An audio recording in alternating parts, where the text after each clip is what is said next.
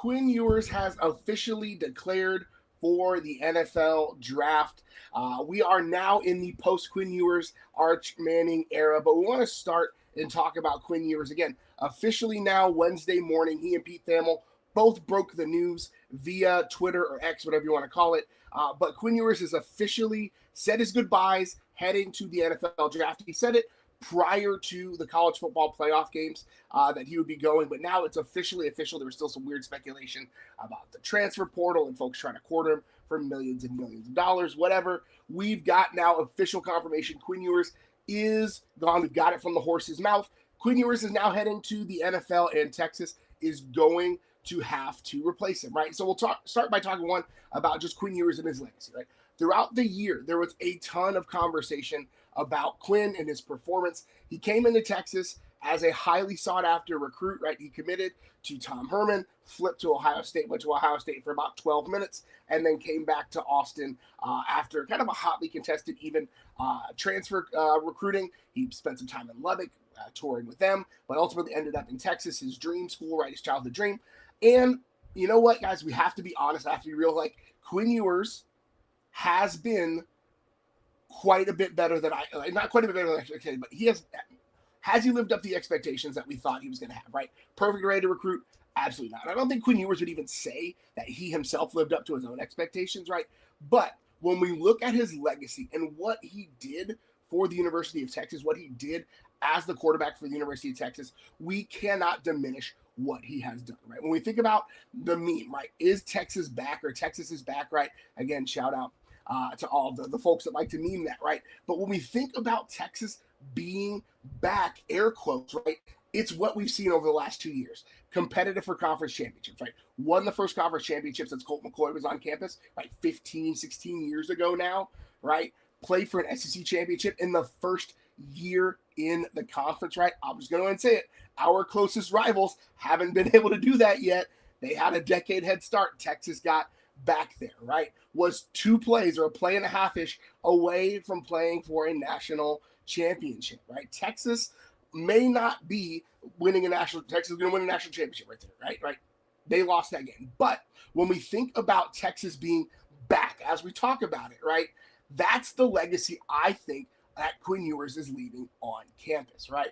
Because part of Steve Sarkisian's plan for getting Texas to where it goes needed some stability in the quarterback room and needed a quarterback that could run the offense that Texas has, right? That he wants Texas to have. And that was Quinn Ewers. He came in, played through injuries, played hurt, played sick, right? Came out and gave everything he had to the university and ended up top 3 in most statistical categories, right? When we look at yards, when we look at touchdowns, when we look at completions, when we look at he's the fastest player to ever get to 1,000 yards passing, 3rd fastest player to ever get to 2,000 yards passing, right?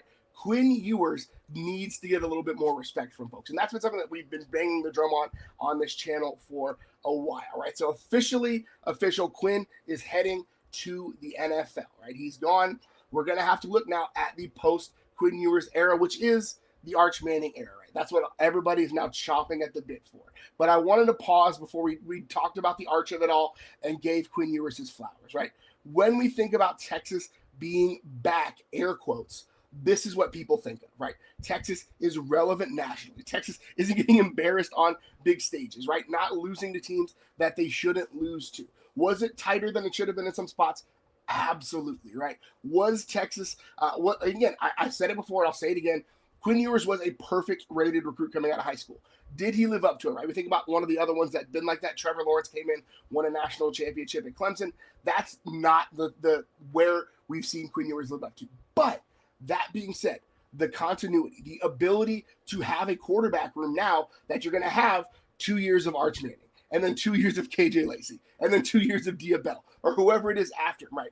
Being able to have a consistently high-performing organization, it hinges on the fact that Quinn Ewers was able to have 3 years of stability at Texas, play through injury, and continue to set a high level and standard for the offense. And let's just say it, like Texas wouldn't have been able to play Ohio State if it hadn't been on the right arm of Quinn Ewers. 4th and 13, that's Quinn Ewers, right? Going in Tuscaloosa and getting a dub, that's Quinn Ewers. Beating Arkansas and A&M on the road in the same year, that's Quinn Ewers, right? So, again, I want to give Quinn his flowers. He deserves it. He has been a big part of the reason why Texas is nationally relevant again, and I think will stay nationally relevant. The quarterback, most important position on the field, and the ability of Texas to build the bench behind him while having that level of stability, while having somebody that could operate the offense, while having somebody that was competitive, able to play hurt.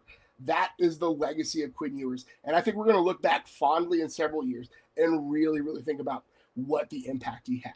But with him going, it's everybody's favorite time, right? It's Arch Manning's time. Everybody's been chomping at the bit for Arch Manning to take over, right? The next perfect rated recruit that came out of high school. I don't think it was actually quite perfect when it was all said and done. But it's now Arch Manning time in Austin.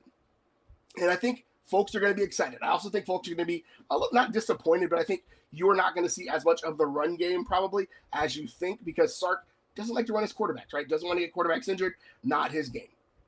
The mobility is still there. The creativity, the improvisation will all still be there. But I don't expect this to go full zone read or like Rich Rod in 2005. The big question I have, though, as we look at Arch Manning taking over for Quinn Ewers in this spot is, what about the offensive line, right? I'm old school. I'm a firm believer. Games are won and lost in the trenches, especially with the first-year starting quarterback. What will that offensive line unit look like next year, right? Because you're replacing like 3.5, 4-ish starters, depending on how you feel about guys splitting time, right? Kelvin Banks, already declared. Cam Williams, already declared. Majors, out of eligibility. The guards, out of eligibility, right? So you've got DJ Campbell coming back. You've got Trevor Gooseby, who's got some snaps in his under his belt. Nato has played a little bit, right? But will Brandon Baker be what we expect him to be at right guard? Will Trevor Gooseby be able to step in and be that stalwart left tackle that we saw? To me, that is the biggest question that we have to answer in spring football if we're going to have a successful 2025 season, right? Do the offensive linemen, does that deep unit that they built in that very first full recruiting class under Steve Sarkisian, does that offensive line unit have what it takes to keep Arch Manning upright, to give him the time that he needs, and ultimately to have a satisfactory running game to allow for a successful passing game, right? Will CJ Baxter be able to come back and be at full strength behind that offensive line, get the inside zone game going, as well as the outside zone going, right? Texas was heavy outside zone this year. CJ Baxter is your inside zone runner. You lost him in preseason. So to me, that's the big question as we look forward. We'll have some spring preview stuff coming on the channel. You can check us out every Monday night, 8 p.m. Eastern time, 7 p.m. Central, talking deeper about this. We'll have more breakdown of it fully on Monday. But again, Arch Manning time is here. Quinn Ewers has officially declared for the NFL draft. He put the video out on his Twitter or his X, whatever you want to call it. But it's out there. You can go check it out. And again, Quinn Ewers, third all-time in yardage, third all-time in touchdowns, conference championship, 2 trips to the college football playoff, gave Texas stability at the most important position on the field. When we talk about Texas being back, when we talk about Texas being nationally relevant, it has to include the conversation about Quinn Ewers.